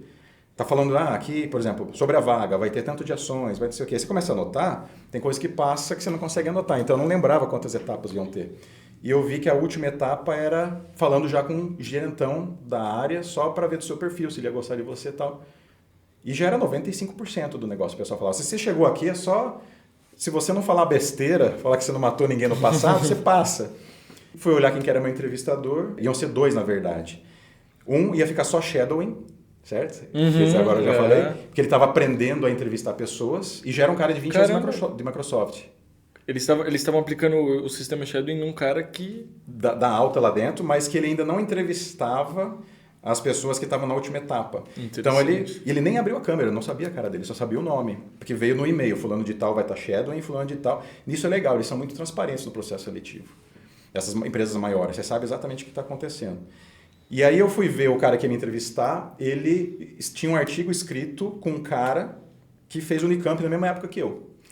O tal de Fernando, não vou lembrar o sobrenome agora. Então a hora que eu chego na entrevista, ele fala um pouco de você, Daniel. Ele falou dele. Aí eu falei, meu nome é Daniel, tal, fiz mestrado, doutorado na Unicamp, inclusive o Fernando que fez doutorado na mesma época que eu, tem um artigo escrito com você, o artigo tal, ele, que legal, cara. Então você quebra o gelo já com a galera. Sim. E mostra que você está interessado, que você foi pesquisar sobre os caras. Sim. E, inclusive o fulano de tal que está shadowing aí, eu vi que você tem tantas patentes que você escreveu pela Microsoft e tal. Ele, é verdade. Eu pesquisei os 2 caras. De programas, patentes de... Eram eu não vou lembrar em detalhes agora, mas não era nem software, eram processos. Eles fizeram alguma coisa, eu não vou lembrar em detalhe agora, mas eu achei lá no Google Scholar, quando você põe o nome da pessoa, trouxeram patentes. Tinha software no meio e tal, porque software em si não dá patente, né? O software, dá registro de software. Eu não vou lembrar em detalhes agora, mas o cara viu que eu pesquisei. E aí você já começa, né? O cara é proativo e tal. Aí eu fui pra entrevista, cara, eu tava relaxado, assim, tava tomando meu cafezinho na frente da câmera, conversando com os caras, assim, de igual para igual, né? Porque era diretor, eu tava conversando legal, minha vida é isso, eu tô aqui. Mas por que você vai mudar aqui pra Irlanda? Eu falei, olha, porque um dia eu quero voltar pro Brasil, não vou mentir para você. Um dia eu quero voltar pro Brasil, eu era professor, pesquisador lá, tem uma vaga me esperando, eu posso renovar a minha licença a cada 3 anos, eu quero vir para a Microsoft para poder contribuir com a empresa e aproveitar o máximo que a empresa pode oferecer para mim. Tá? E fui lá, passei, sem pretensão nenhuma. E aí eles mandaram uma mensagem para mim, umas 2, 3 semanas depois, na verdade foi mais que 2 meses, eu acho, o processo inteiro. E eles, parabéns. Aí a primeira recrutadora que conversou comigo, lá no comecinho do RH, falou, Daniel, parabéns, você recebeu um e-mail tudo bonitinho, com os GIFs lá pulando uns negocinhos assim. Você passou, deram a job offer, que já era bem mais do que eu ganhava na Ovo. Porém, tem uma crise imobiliária fortíssima na Irlanda. No Reino Unido também, mas na Irlanda está pior. O governo abre incentivo para as big techs, empresas farmacêuticas irem para lá. E é um país pequeno, tem 5 milhões de habitantes, 5 ou 6. A Irlanda inteira, a República da Irlanda, 4 Campinas, é o país inteiro. Caraca. A área do país é o estado de Santa Catarina. É um negócio pequeno. Então, não tem casa para absorver esse tanto de gente chegando no país. Sim. E não adianta só você ter dinheiro. Falar, não, custa 2 mil euros, eu pago 3 mil euros. Não adianta só ter o dinheiro. Simplesmente não tem. Não tem, sabe? E aí eu sei que o preço também estava altíssimo. E eles falaram, não, a gente vai ter um agente que vai achar escola para suas filhas, vai achar casa para você morar, tá bom? Eu falei, nessas condições sim. Da Microsoft? A gente da Microsoft? Uma empresa terceirizada que a Microsoft contratou só para cuidar do nosso relocation. Caramba, bacana. Inclusive, empresa para fazer a mudança, vai ter uma empresa que vai entrar em contato com vocês, vai fazer a mudança aérea, levar todas as suas coisas e tal. Tudo pago. Beleza, né? Me senti um cara, né? E a gente foi para lá. Só que assim, a empresa que foi contratada para achar casa para mim não achou. Não dava resposta. Aí eu falava com o meu gerente na Microsoft, ele falava, olha, vai você procurar casa. Então, no meu primeiro mês, eu estava desesperado, achando que eu não ia ter onde morar, porque a Microsoft me arranjou um apartamento para morar os 2 primeiros meses. Depois disso, rua, né? Eu cheguei a cogitar voltar para Liverpool, pegar ali um navio que sai de Dublin, voltar para Liverpool ali, porque eu tinha o direito de morar na Inglaterra, e continuar trabalhando remoto, porque eu sei que em Liverpool eu ia achar lugar para alugar. Uhum. Então foi um estresse violento, a ponto de achar que eu ia ficar sem lugar para morar. Com criança. Com criança e tudo mais. Então, assim, a empresa meio que não deu o suporte necessário nesse período. Eles não estavam preparados para isso. E foi bem estressante o começo. Foi estressante. Mas uma coisa que eu não comentei foi que antes de eu ter ido para lá, que eles vieram com a job offer, eu recusei por conta que eu sabia dessa crise imobiliária. Eu falei, olha, o salário é legal, mas eu sei que aí um aluguel é 2 mil euros. No mínimo. Desculpa, não vai dar para aceitar. Porém, eu quero trabalhar com vocês. Eu acho que eu tenho muito a oferecer, vocês têm muito a oferecer para mim. Vê se você consegue melhorar. Então, eu recusei a primeira oferta. Aí, passam uns 2 dias, a recrutadora volta com um e-mail. Daniel, consegui conversar com eles aqui, deu para melhorar nisso. Eu olhei, eles não melhoraram o salário, melhoraram as ações que eles ofereceram. Eu queria no salário, no dia a dia ali, porque são as contas para pagar. Uhum. Eu olhei e falei, não dá. Eu quero, mas eu sei. Olha aqui o preço do aluguel, não dá. Aí recusei pela segunda vez a oferta da Microsoft. Aí, eu não acredito que eu estou recusando uma oferta da Microsoft, né? Mas não é simplesmente, eu vou. Não dá, eu tinha minhas 2 filhas, tinha minha esposa, né? Não dá para sair. Tinha minha casa aqui no Brasil, eu vou sair lá para morar embaixo da ponte? Não dá. Sim, com certeza. E na terceira oferta ela melhorou um pouco, deu para chegar num número ali que fechava a conta, aí eu aceitei. Foi onde eu fui. Passei 2 anos na Microsoft antes de voltar para o Instituto. Também nessas grandes empresas, por exemplo, a Microsoft é uma empresa de tecnologia que mexe muito com computação, né? O 200 mil funcionários ela tem, mais de 200 mil funcionários. Pelo mundo. Pelo mundo. E você via pessoas de outras áreas ali frequentando os mesmos ambientes, por exemplo, um engenheiro de produção, um pessoal de marketing, pessoal de administração? Nesse ponto eles são legais. Os níveis dentro da empresa são bem horizontais, assim, em questão de contato. O centro de desenvolvimento da Microsoft em Dublin era um prédio novo que foi feito pensando nisso. Eu não sei como que são os outros ao redor do mundo, mas em Dublin ali você tinha acesso à pessoa que era top, o diretor-geral do campus ali de Dublin. Era acessível, você poderia conversar. Inclusive, embora eles agrupassem por andar os times, você tinha acesso livre a qualquer outro andar. Você podia sentar no outro departamento lá, sentar na cadeirinha. E ver os caras trabalhando. Era muito legal nesse ponto. O problema é que não sobrava tempo para isso. Era muito difícil. A pressão era tão grande que aquilo que você falou do filme que o pessoal sentava na cadeirinha dormia, lá tinha também. Lá tinha uma sala de jogos com Xbox, tinha mesa de pebolim, tinha mesa de ping-pong, tinha cadeirinha para dormir. Mas, por exemplo, você tinha um papel em cima da sua mesa que deixavam lá de coisa para fazer. Você ia jogar ping-pong e você voltava, tinham 2 papéis na sua mesa. Então, tinha um negócio chamado garage. Tinha máquina de corte a laser, tinha impressora 3D, várias coisas para você pegar e criar. Então, vou criar. Tudo, os insumos eles davam, Eu quero fazer um adaptador para o controle aqui para gente que tem deficiência para colocar no Xbox. Pô, faz um projetinho lá, tá aberto. Quem disse que eu consegui usar aquilo? Não sobrava tempo. A pressão era muito grande. Em questão de... O projeto que eu trabalhava era um projeto antigo, com pouca documentação. As pessoas que trabalharam no projeto foram embora da empresa, já trabalhavam em outras empresas. Então, elas que tinham aquilo na cabeça não estavam mais lá. E a gente tinha a pressão de entregar as coisas e você tem que correr atrás. Então, sobrava tempo para jogar. Às vezes sobrava, a gente ia lá, mas com a sensação de que eu tenho que voltar em 5 minutos. Então, é um pouco de utopia achar que eu vou passar numa Big Tech e vou jogar ping-pong o dia inteiro. Sim. Dá, mas você vai ter que trabalhar no sábado para conseguir terminar. A não ser que você esteja um nível muito top, que você domine muito, você está dentro da empresa, você conhece muito bem ali com quem conversar. Porque até o meu gerente na época, quando vinha um determinado problema para a gente resolver, a gente falava, com quem que a gente fala? Eu falava, não faço ideia. Aí a gente mandava mensagem para a gente que estava na Microsoft da Índia, na Microsoft na matriz dos Estados Unidos, na Inglaterra, tentando achar com quem era o time que cuidava daquele pedacinho do software. Então a gente perdia muito tempo, não tinha muita documentação. E sabe? qualquer tipo de erro também, o impacto era global, né? Global. Eles chamam, né, dos erros lá, tem os níveis, né? Tem o nível 0, 1, 2. Até o 2 já é um nível preocupante. Chegou no 1 aqui, já tem diretor do nível alto escalão envolvido, porque o impacto é maior.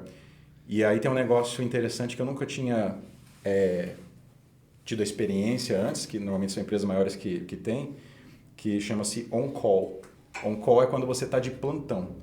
Então, no mundo, durante 2 semanas, tem uma pessoa que é responsável por ser a porta de entrada de solucionar um problema quando aquele software para.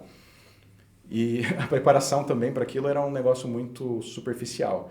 Eu brigava com o meu gerente. Eu acho que o fato de eu saber que tinha um emprego me esperando no Brasil me dava a possibilidade de poder falar o que eu pensava lá. Porque se ele falar, vai embora, vou te mandar embora...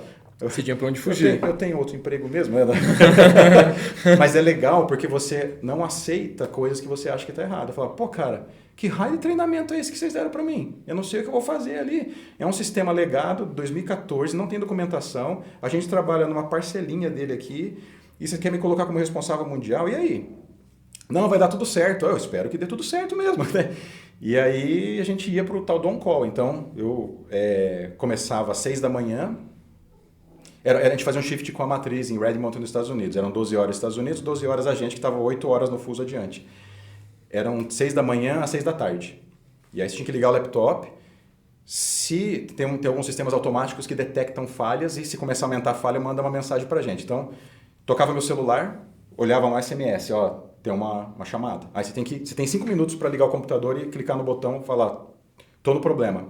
Se você não clicar, toca o telefone do meu gerente. Se ele não fizer em 5 minutos, toca o telefone do gerente, até chegar na matriz dos Estados Unidos. Para alguém que vai resolver. Então era uma pressão violenta e preparação zero, mas assim, se for fazer um balanço da experiência lá na Microsoft, da pressão que tudo foi ruim, né?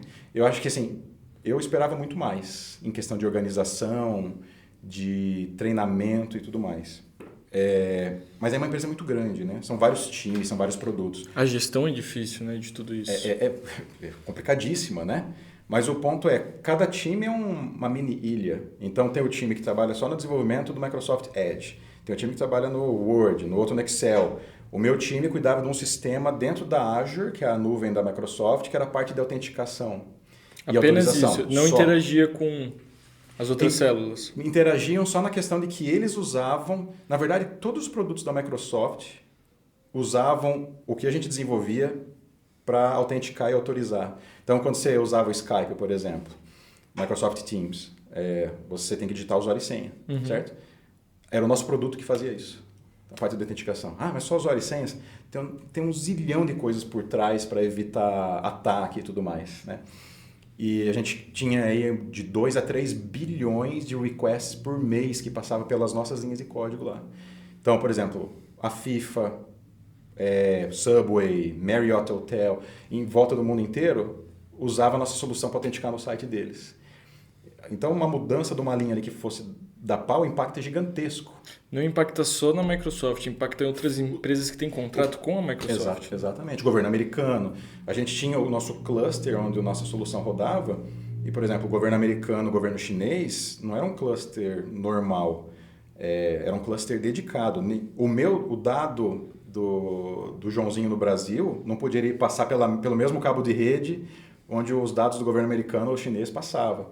Então era uma complexidade violenta. Por questões de cibersegurança? Exatamente, por questão de segurança. E isso está em contrato. Então, quando lá um governo de um país fecha um contrato com a Microsoft, eles falam, vocês têm que garantir isso para a gente. Se eu, na hora que estiver desenvolvendo uma solução, mudei uma linha lá que dá um erro qualquer e eu jogo para uma outra célula do cluster onde é pública, isso dá uma quebra de contrato, dá uma multa bilionária.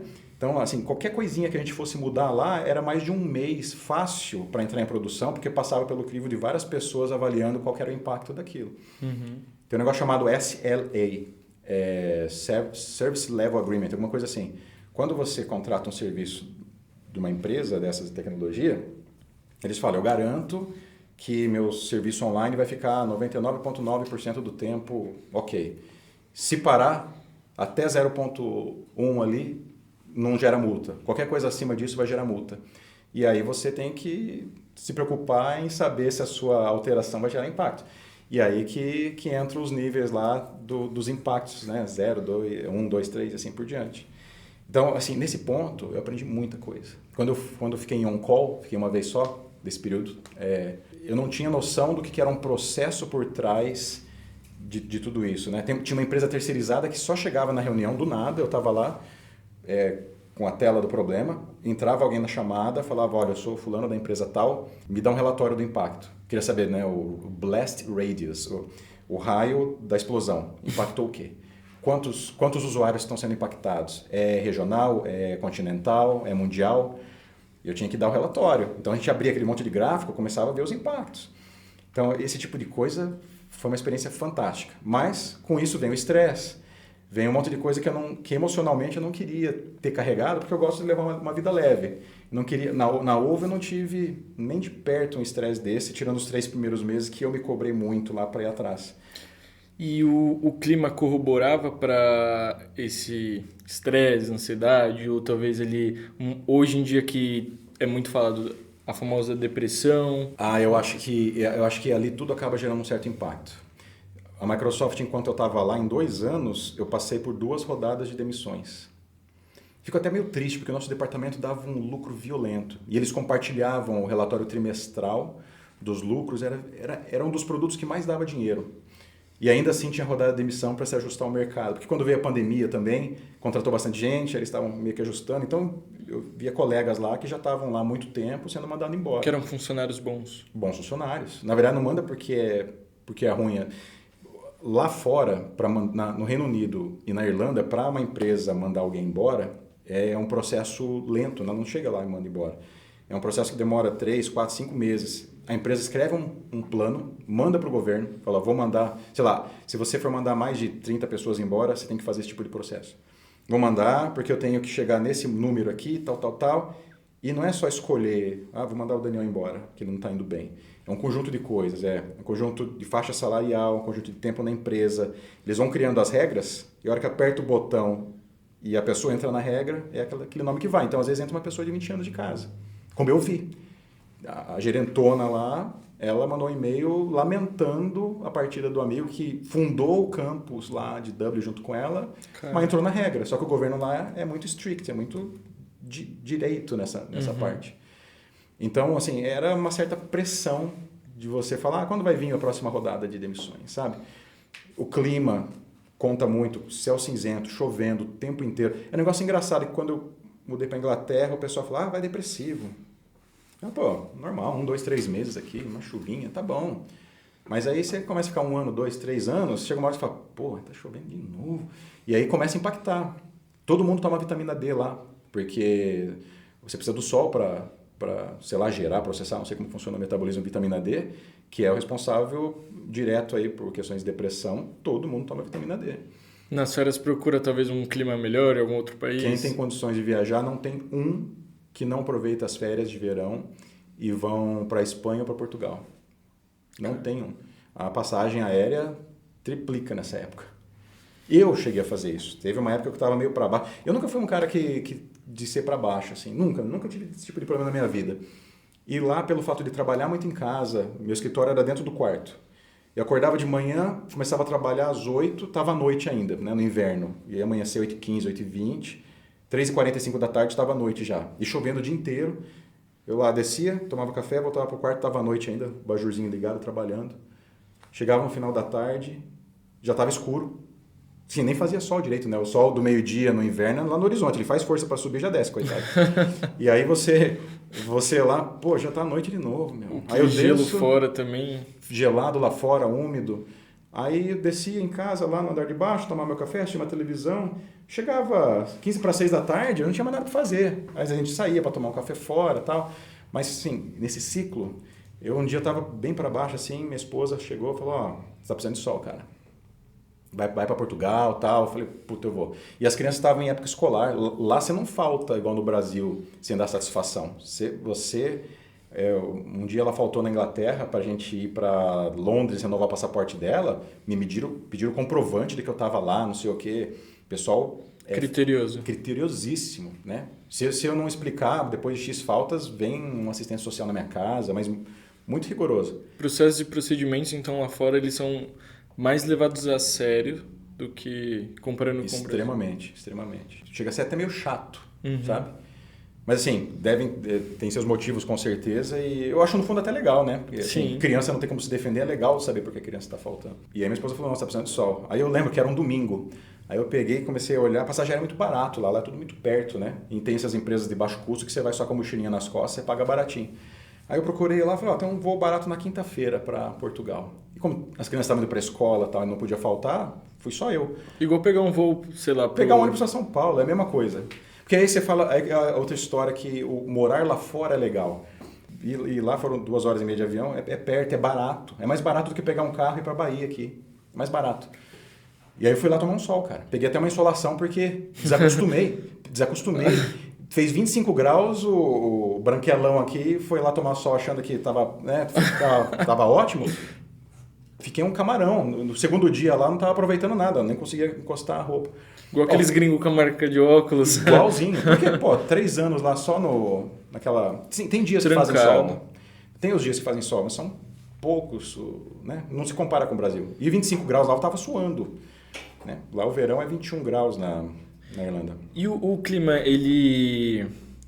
conta um pouco pra gente agora sobre as pessoas, sobre os lugares, sobre o free time, né? O lazer de vocês, da sua família lá. São lugares frios? Muita gente eu ouço falar, nunca estive, não tenho propriedade para falar, mas ouço muitas pessoas falarem que nesses lugares mais frios as pessoas são mais frias, retidas...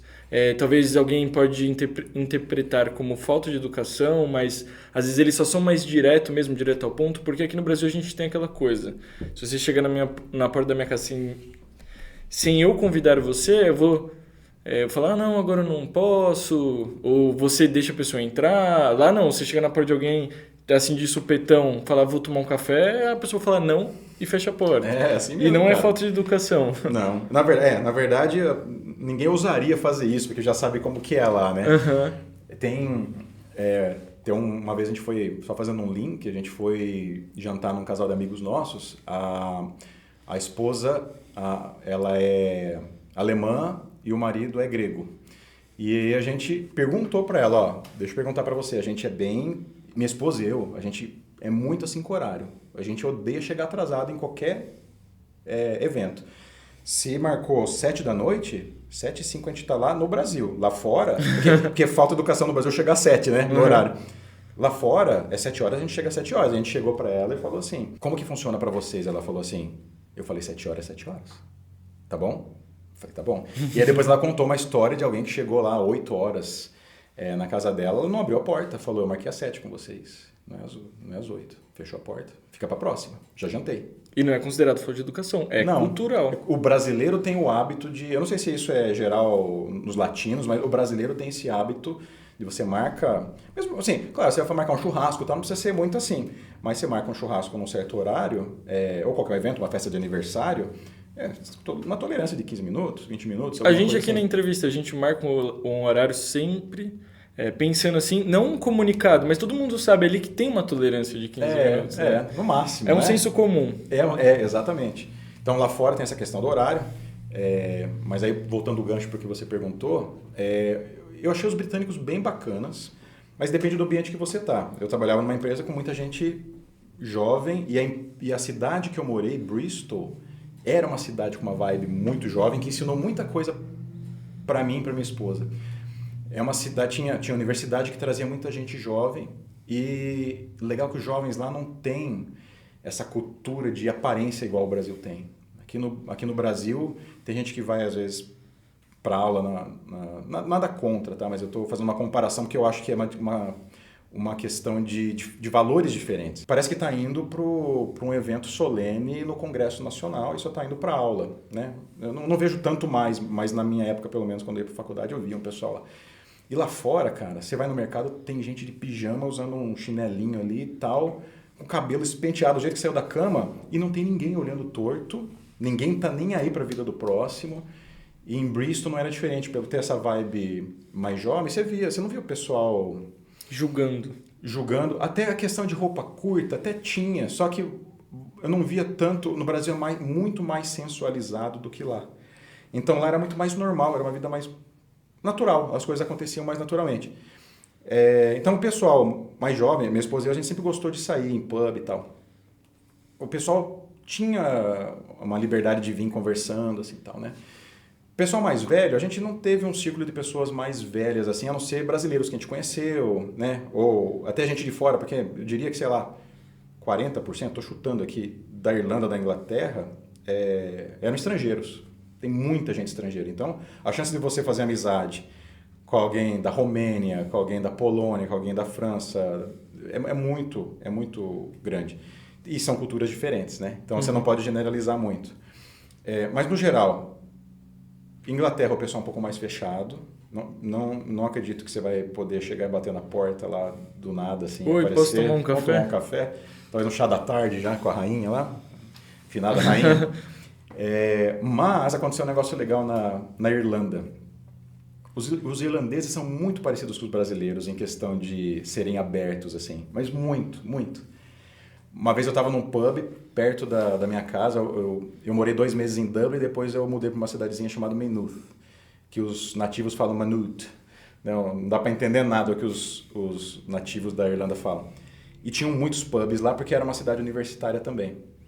Agora, fazendo um balanço, eu só morei em cidades universitárias, muito legal. Então, com certeza tinha cerveja, né? Pô, demais, cara. Eu nunca bebi tanto na minha vida quanto esses 4 anos lá. De verdade, cara. E, enfim, a gente foi nesse pub uma vez. Minha esposa... Era um pub pequenininho, tamanho dessa sala aqui mais ou menos, o dobro, talvez, o máximo. E aí tinha uma bandinha, um carinha lá no cantinho, assim, tocando. Aquele lugar úmido, né? Que todo mundo entra com o pé molhado, assim, tira o casaco, põe ali no canto, aquele cheiro de coisa úmida que todo pub irlandês tem. O inglês também. E aí eu falei, vou ali pegar uma cerveja pra gente no bar. E lá, bar é bem lento, os caras não têm pressa igual no Brasil. Né? Times money lá, assim, é a fila do bar, cara. Você vai esperar, dependendo do lugar, muito tempo e ninguém tá bravo. E a galera começa a puxar assunto na fila do bar. Eu tava lá parado assim, o carinha atrás de mim, falou, tudo bem, tá meio lento hoje, né? Tá meio lento, não sei o que, aquela história, né? E aí ele falou, de onde que é esse sotaque seu? Eu falei, eu sou do Brasil. Ele, pô, Brasil, cara, que legal, meu pai vai todo ano pro Brasil, que ele vende carne aqui na Irlanda e ele tem os fornecedores do Brasil, todo ano ele vai lá para acertar com os fornecedores, não sei o quê. E a gente conversando, ele olhou assim para mim, que cerveja você vai pedir? Eu falei, vou pedir a cerveja tal. Eu vou te pagar uma cerveja hoje. Pô, cara, ninguém nunca pagou uma cerveja pra mim na vida, vai ser um homem que vai pagar primeiro? Aceito. Cerveja, pô? Aceito. Ele falou, você tá sozinho? Tô com minha esposa ali. Eu vou pagar uma pra ela também, que cerveja ela toma? E aí a gente terminou, ele pegou a cerveja pra mim, pra ela, e a gente ficou lá conversando e tal. A galera é muito aberta. Mais muito calorosa. Legal. Bem calorosa e você vê gente, quando começa a tocar umas músicas que são mais conhecidas, você vê gente de 80 anos até 18 anos abraçado, sem maldade, brincando. Então tem uma vibe muito legal. Eu gostei muito da Irlanda. Bacana, muito bacana. Sua volta do Brasil, né, trazendo não só a bagagem física, né, mas a bagagem de trabalho, de experiências. Como foi a sua volta? Hoje, como é a sua a sua rotina aqui, como é morar no Brasil após essa experiência. Compartilha um pouco pra gente, assim, dessas questões. Difícil, cara. É que nem você tomar a vida inteira um vinho barato e aí um dia alguém te apresenta um vinho bom. E aí você não quer mais tomar o vinho barato. Você descobre o que tem de bom. Um dos motivos que me fez ir para o exterior, que eu falei que estava desgostoso do Brasil, é a falta de educação do trânsito, a falta de educação das pessoas. Jogar um lixo no chão para mim é inaceitável, sabe? Me dói muito. Na verdade, acho que não deveria doer tanto assim, mas dói. Eu olho assim, alguma coisa dessa acontecendo me incomoda. Não que não aconteça lá fora, mas acontece menos. O nível de educação das pessoas lá é maior, até porque o poder aquisitivo das pessoas lá fora é melhor, no geral, né? A discrepância salarial de um pintor para um médico é algo irrisório lá fora comparado com aqui no Brasil. Então, eles têm acesso a um veículo para poder se locomover, acesso à educação, eles não têm que vender alguma coisa no semáforo para poder estudar. Então, a educação das pessoas lá fora é um pouco melhor. E era isso que eu estava buscando na época. E quando eu volto para o Brasil, as coisas estão aqui. Então, isso me incomoda muito ainda. Talvez um pouco menos de quando eu voltei dos Estados Unidos em 2012, que foi a primeira vez que eu voltei. E legal que eu li até algumas coisas sobre o assunto, porque a própria universidade lá fora, a Universidade de Minnesota, tinha um negócio, uma cartilha falando assim, leia isso antes de voltar, porque ela preparava psicologicamente as pessoas. E era engraçado que é algo que acontece praticamente com todo mundo. Passei um ano fora, eu voltei. Essa é uma pergunta da cartilha, lembro até hoje. Eu tenho muitas coisas novas para compartilhar e contar. E as pessoas que estão aqui estão na mesma rotina, na mesma vida de 30 anos atrás. Como lidar com isso? Sabe? Então você volta às vezes com uma ansiedade de coisas que você quer compartilhar tal, e você vê que aqui nada mudou. E você não é mais a mesma pessoa. Eu aprendi a julgar menos as pessoas por situações que eu passei lá fora. Teve uma situação, fazendo um gancho legal aqui que eu acho que é importante falar. Quando eu fui para os Estados Unidos, eu fui numa empresa chamada Best Buy, que vende eletrônicos e tal. E eu estava com minha mochilinha nas costas, naquela época meu inglês era bem limitado, e eu agachei, estava bem vazia a loja, aquele dia eu agachei e tinha uma caixinha Bluetooth lá embaixo, e eu comecei a abrir a caixa que eu queria ver como que era. Nisso chega o funcionário assim, posso ajudar? Falei, não, só estou olhando. Ele, só olhando, né? Ele deu a entender que eu ia roubar. E eu querendo me comunicar, e eu entendi o que ele falou, da forma como ele falou, e eu não tinha o vocabulário, eu me senti, sabe, uma criança ali que eu não conseguia me comunicar, e talvez pela primeira vez na minha vida eu fui julgado, sentindo uma situação onde que estavam insinuando que eu estava roubando uma coisa, e muitas pessoas passam por isso aqui no Brasil, talvez por ser de uma classe social mais baixa e tal, e isso me fez ver as coisas de uma maneira diferente. Hoje eu começo a analisar as coisas sempre pensando em todas as possibilidades que antes eu não pensava. Então, o voltar para o Brasil traz para a gente uma visão diferente de mundo. Ou qualquer outro lugar, na verdade. Você sai de um país que você cresceu nele, tá, vai para outro lugar, a hora que você volta, se o lugar que você foi tiver alguma coisa a te agregar, você volta com olhos diferentes. E é isso que eu acho que me proporcionou. Eu vejo o mundo de uma maneira diferente. As situações eu penso muitas vezes antes de tirar uma conclusão. Quando eu tiro, às vezes eu fico até quieto, porque às vezes a gente tem que estar numa postura um pouco mais imparcial. Não falar, às vezes, é a melhor fala que você pode ter, né? Talvez, dependendo da situação. Talvez, exatamente. O valor do dinheiro, na verdade, acho que isso eu já tinha um pouco... Minha esposa e eu, a gente não tem... São fases da vida, né? Não sei como que vai ser o futuro, mas a gente, quando começa uma graduação, eu já pensei em montar uma empresa, não sei o quê, ter dinheiro, blá, blá, blá.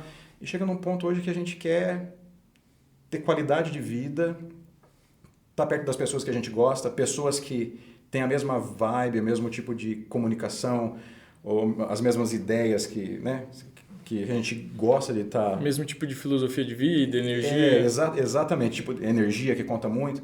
Então, o fato de ir lá para fora, ver que as pessoas ligam menos para o corpo, que as pessoas têm... por exemplo, o dono... Ou melhor, eu morava numa casa alugada na Irlanda, o meu vizinho, que morava na mesma casa, porque as casas são todas iguaizinhas lá, né?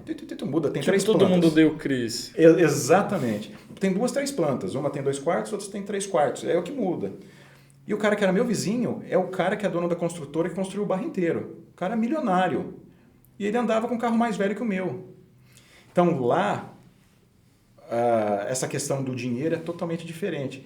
E a gente volta para cá, a gente já tinha essa pegada de ser mais tranquilão com relação a isso, e a gente volta para cá com um pensamento muito mais flexível com relação a isso. Dinheiro lá não simboliza a qualidade de vida, no De caso. jeito nenhum, de jeito nenhum.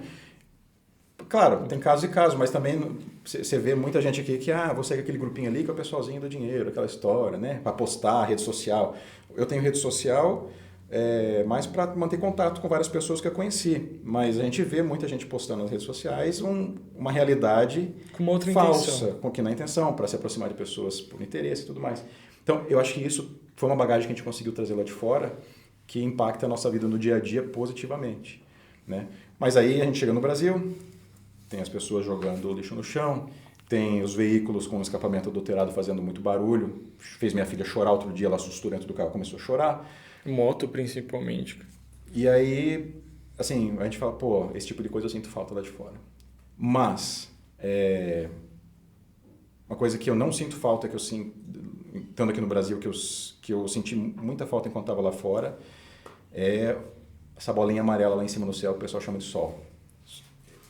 Gera um impacto no bem-estar da gente. Quando eu acordo, eu olho assim pela janela do meu quarto e vejo aquele negócio azul no céu, eu falo, pô, céu azul, cara. A gente não via esse céu azul que a gente tem no Brasil. O Brasil é maravilhoso. A saúde lá fora é péssima comparada com o Brasil. Lá na Irlanda não tem saúde pública. Você pode ter um plano de saúde, mas o plano de saúde não te ajuda em nada, exceto para acelerar o resultado dos exames. Aqui no Brasil, o pessoal reclama do SUS, mas coisa que nos Estados Unidos não tem, que é uma saúde gratuita, aqui no Brasil, por pior que possam falar do SUS, a gente tem, né? Um negócio que é legal falar também, que eu esqueci, enquanto eu estava nos Estados Unidos, minha esposa teve uma cólica renal muito forte no nosso primeiro mês lá, coisa que ela teve a vida inteira aqui no Brasil. Só que no Brasil o pessoal falava, toma água que sai a pedra. E lá ela tomava água, não passava. Deu 3 semanas, teve um dia que ela acordou não, ela nem dormiu. Ela chegou na cama assim, me acordou e falou, olha, me leva para o hospital. Por sorte, quando eu fui para a universidade lá, na Universidade de Minnesota, eles obrigavam a ter um plano de saúde. Porque já sabe que se acontecer qualquer coisa, é uma paulada. E aí eu não sabia como funcionava o plano. Se eu tinha que pagar, se é coparticipativo, mas nessa hora eu nem pensei. Peguei ela e levei para o hospital. Em resumo, ela extraiu 23 pedras do rim, ela teve uma infecção renal que não curava com antibiótico nenhum, foi parar na UTI, começou a chegar conta na minha casa, do hospital, cada semana, cada 3, 4 dias chegava um papelzinho, isso aqui foi a gás e não sei o que, hora da enfermeira, $3.000, isso aqui é o horário do médico, não sei o que. Somou $200.000. E aí os $200.000 eu não sabia o que eu ia fazer. No final das contas eu paguei $2.000, que era a franquia, e aí você começa a falar assim, pô, e se eu não tivesse? Tem gente que não tem acesso a isso aqui. Então, hoje minha visão de Brasil pô, o SUS é demais. Tem seus defeitos? Tem, mas é demais. Esse país aqui só tem sol. Aqui você deixa cair uma semente no chão, ela nasce. O Brasil é maravilhoso. Eu amo esse país. Tem pé de fruta na rua? Você anda aqui nas ruas de Boituva, tem pé de fruta. Exatamente. Tem um pé de jaca na esquina da minha casa. Tem. Aqui tem tudo para dar mais certo do que já deu. Então, o resumo é esse. Foi muito bom. Valorizo o Brasil muito mais do que eu valorizava antes. E eu amo essa terra e estou muito feliz de estar de volta no Instituto, fazendo os projetos que eu deixei parado quando eu saí aqui e novos projetos que ainda estão por vir. Bacana, muito bacana, professor. Nem tudo sempre é um mar de rosas, né? A gente também não pode ver só pelo lado negativo, a gente precisa ver como um crescimento pessoal, né? Sim. Independente do contexto, independente do lugar, independente do que você faz ou não faz, né? Exatamente. Sempre buscar a melhora. E aprender com isso também, né? Uhum. E fazendo uma pergunta assim, mais finalizando, qual o legado que o professor Daniel e a pessoa Daniel quer deixar? Qual a sua marca? Qual marca você quer deixar no mundo, assim, como professor e como pessoa? Cara, pergunta profunda. Filosófica? Olha, eu sinto que hoje o ser humano está extraindo da Terra muito mais do que a Terra pode oferecer, né?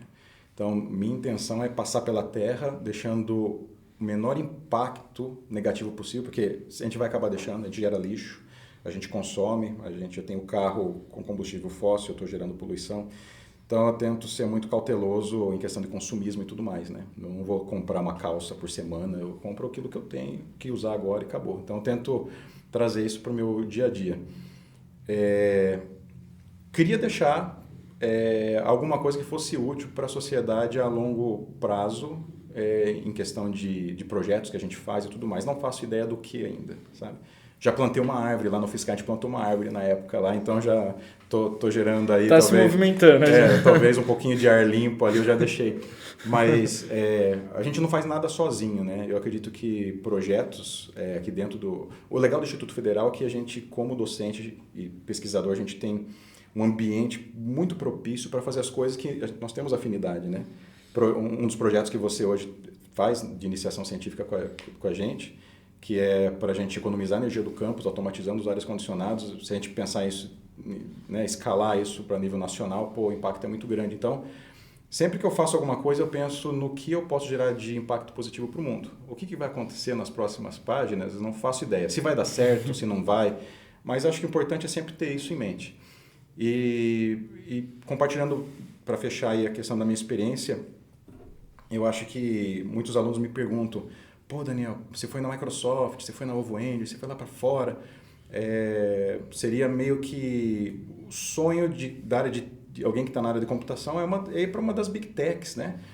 E o que você me fala, tal? Como que faz para chegar lá? É possível, mas eu fiz uma faculdade aqui particular, sem ter, né, não tem um renome e tal.